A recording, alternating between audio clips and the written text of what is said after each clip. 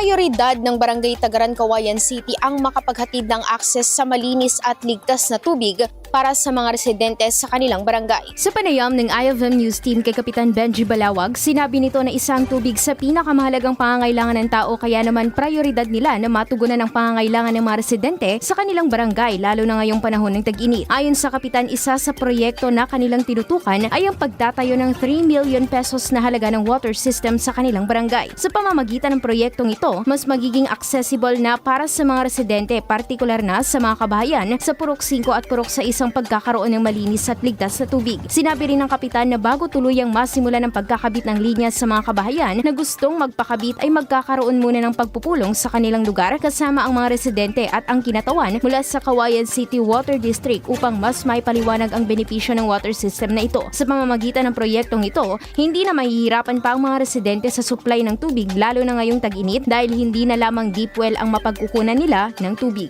Pinabibilis ko yung water system namin sa Purok 6. Kasi may water system kami dyan worth 3 million. Yun, naka-priority yung patubig ng Purok 5, Purok 6 para kasi drought ngayon, di ba?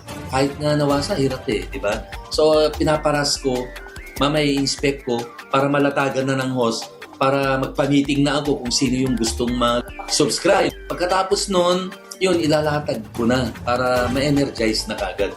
3 tangke, 10,000 liters. Which can accommodate more or less 200 families. Yung mga deep well nila, drought ngayon, di ba? Nung hindi nga drought, nagkakaroon sila ng shortage of water. Di lalo na ngayon. So siguro, makakatulong na malaki yun. Magpapamiting ako, pagtatawag ako ng representative from Nawasa, kasi I'm not well versed with that water. Yung mga tubo, kung anong gagamitin, kung mga joining, mga ganyan. Magkakandak muna ako ng conference, tapos pagka nailatag na sa akin. Pero I will ask the help of expert of Nawasa, Cauayan.